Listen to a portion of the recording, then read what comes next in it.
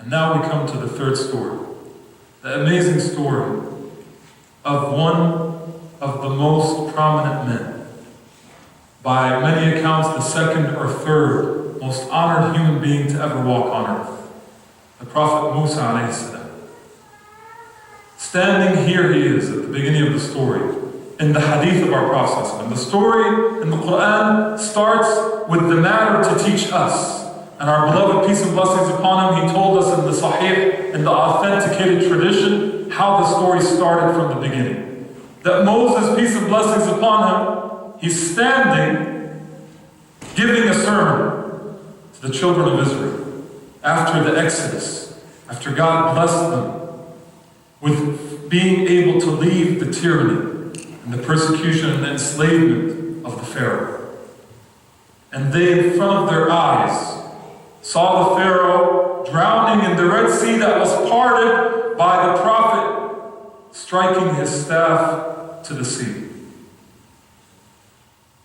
And after they pass the enemy and make it to salvation, and after they pass the sea when it's parted and it comes back behind them as soon as the enemy starts crossing and they see this with their eyes, that same generation is still, inside their hearts is the spirit of enslavement.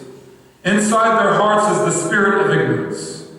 And that generation, when Moses and Aaron, peace and blessings upon them both, tell them to move forward to the holy promised land that God promised them, they stay behind and say that we're not able, we're not worthy.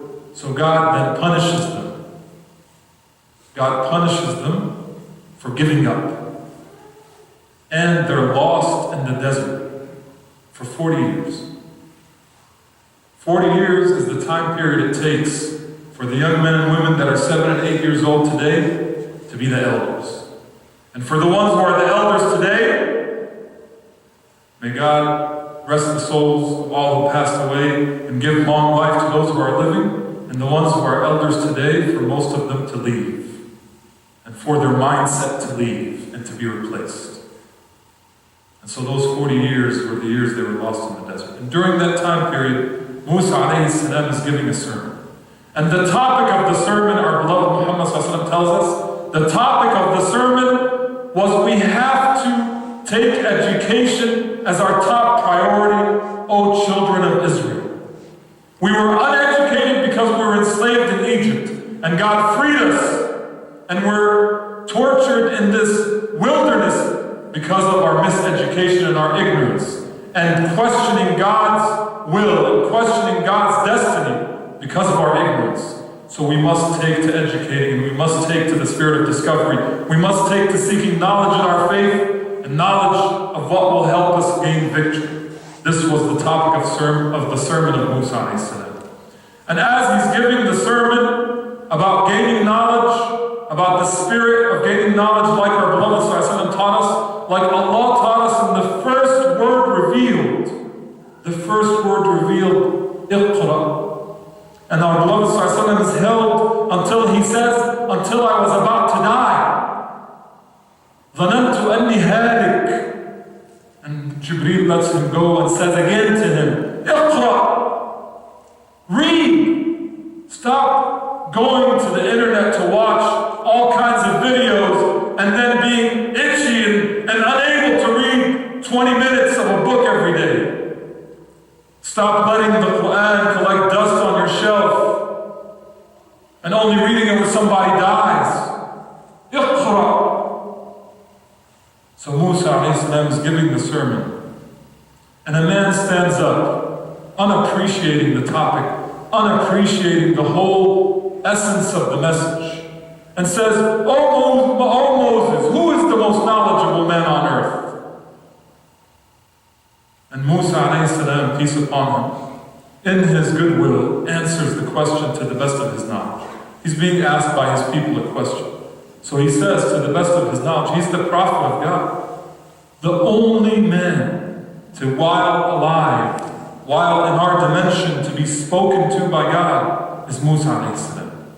Allah subhanahu wa ta'ala, when he spoke to the Prophet sallallahu alaihi wasallam, it was in the dimension where Allah subhanahu wa ta'ala is. to give him the prayers as an obligation. Directly, Allah spoke to the Prophet. But Allah subhanahu wa ta'ala, when He spoke to Moses, He spoke to him while Moses was here on earth with us. He has all the knowledge. To his knowledge, he is the most knowledgeable man on earth. These are the people, the ones he's leading, those are the people of God. And God is the giver of knowledge. So he says, out of innocence and goodwill, I am the most knowledgeable man on earth.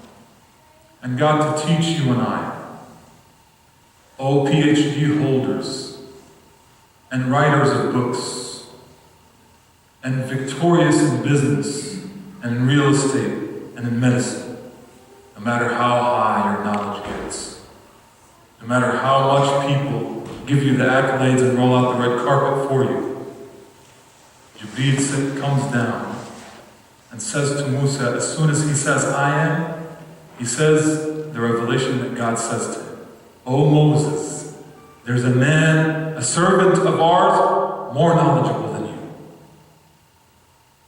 And at this point, there's anxiousness, there's anticipation.